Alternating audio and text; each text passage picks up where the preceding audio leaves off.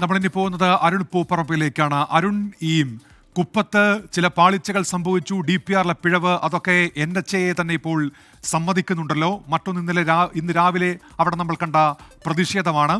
നമ്മുടെ ക്യാമറയിലാണ് ഇന്നലെ അവിടുത്തെ ഈ മണ്ണിടിച്ചിലൊക്കെ വന്നതും. എന്തൊക്കെയാണ് പുതിയ വിവരങ്ങൾ?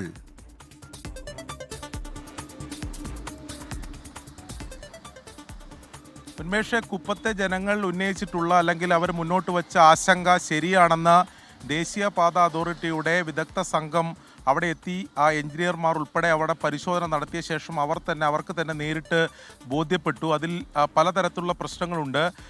ഈ മണ്ണ്, കൂനയോളം മണ്ണ് കൂട്ടിയിട്ട സ്ഥലത്ത്, അതല്ലെങ്കിൽ കുന്നിടിച്ച സ്ഥലത്ത് അതിൻ്റെ ഡ്രെയിനേജ് സംവിധാനം കൃത്യമായി ഉണ്ടായില്ല. അതുകൊണ്ടാണ് വലിയ തോതിൽ മണ്ണും അതോടൊപ്പം തന്നെ ചെളിവെള്ളവും ഈ വീടുകളിലേക്ക് ഒലിച്ചിറങ്ങിയത്, അങ്ങനെ വലിയ ദുരിതത്തിലായത് എന്ന് അവരുടെ പരിശോധനയിൽ കണ്ടെത്തിയിട്ടുണ്ട്. അതോടൊപ്പം തന്നെ DPRലും അപാകതയുണ്ടായിട്ടുണ്ട് എന്നതാണ്.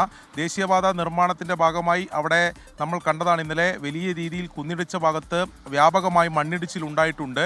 അതിൽ വിശദമായ പരിശോധന നടത്തും എന്നതാണ് ദേശീയപാത അതോറിറ്റി ഈ ഘട്ടത്തിൽ അറിയിച്ചിട്ടുള്ളത്. 27-ന് മുമ്പാകെ ഈ പ്രശ്നങ്ങൾ പരിഹരിച്ചില്ലെങ്കിൽ വീണ്ടും ജനകീയ കൂട്ടായ്മ വലിയ സമരത്തിലേക്ക് പോകും എന്ന് ഇന്നലെ തന്നെ അറിയിച്ചിരുന്നു. ഇന്നലെ ദേശീയപാത അതോറിറ്റിയുടെ അധികൃതരുമായി നടത്തിയ ചർച്ചയിലാണ് അത്തരമൊരു സമവായത്തിലെത്തിയത്. ഇപ്പോൾ ഈ വ്യാപകമായി വെള്ളവും മണ്ണും ഇറങ്ങുന്ന ആ മേഖലയിൽ ആ വെള്ളം വഴിതിരിച്ച് കുപ്പം പുഴയിലേക്ക് ഒഴുക്കിവിടുന്നതിന് വേണ്ടി അതിനുള്ള സാധ്യതകൾ പരിശോധിക്കുന്നുണ്ട് എന്നതാണ് ദേശീയപാത അതോറിറ്റി എന്തായാലും പറഞ്ഞിട്ടുള്ളത്.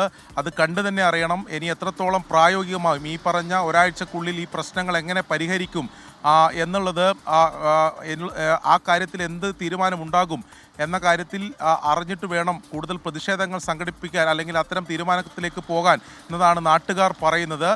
അതോടൊപ്പം തന്നെ ഇന്നലെ പറഞ്ഞതുപോലെ ദേശീയപാതയിൽ ഉണ്ടായിട്ടുള്ള ആ വലിയ മണ്ണിടിച്ചിൽ, അതിൽ ഈ സുരക്ഷാ മാനദണ്ഡങ്ങൾ പാലിച്ചുകൊണ്ടാണോ അവിടെ നിർമ്മാണ പ്രവൃത്തി നടന്നതെന്ന കാര്യത്തിൽ വിശദമായ പരിശോധന ആവശ്യമാണ്. നിലവിൽ ഈ റോഡും അതോടൊപ്പം തന്നെ ഈ കുന്നിടിച്ചും മണ്ണെടുത്ത സ്ഥലത്തും തമ്മിൽ ആവശ്യത്തിനുള്ള അകലമുണ്ട്. അതുകൊണ്ട് മണ്ണിടിഞ്ഞാൽ തന്നെ അത് റോഡിലേക്ക് ബാധിക്കില്ല എന്നൊരു വിശദീകരണം ദേശീയപാത അതോറിറ്റി പറയുന്നുണ്ട്. പക്ഷേ അങ്ങനെ ആ വിശദീകരണം ഉൾക്കൊണ്ടുകൊണ്ട് നാട്ടുകാർക്ക് മുന്നോട്ട് പോകാൻ സാധിക്കില്ല.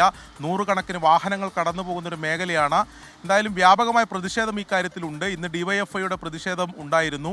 ഈ കുപ്പം ഉൾപ്പെടുന്ന ആ റീച്ച്, കുപ്പം, പിലാത്തറ, പയ്യന്നൂർ ഉൾപ്പെടുന്ന റീച്ച് മേഗാ കൺസ്ട്രക്ഷൻ കമ്പനിയാണ് അതിൻ്റെ നിർമ്മാണ ചുമതല. ഇവരുടെ ഭാഗത്തുനിന്ന് നിരന്തരമായ അപാകതകൾ നിർമ്മാണ പ്രവൃത്തിയിൽ ഉണ്ടായിട്ടുണ്ട്. പലതവണ പരാതിപ്പെട്ടിട്ടും അത് പരിഗണിച്ചില്ല, പരാതികളൊന്നും പരിഗണിച്ചില്ല എന്നാരോപിച്ചുകൊണ്ടാണ് DYFI പ്രവർത്തകർ ആ കരാർ കമ്പനിയുടെ പിലാത്തറയിൽ ഓഫീസിലേക്ക് മാർച്ച് നടത്തിയത്.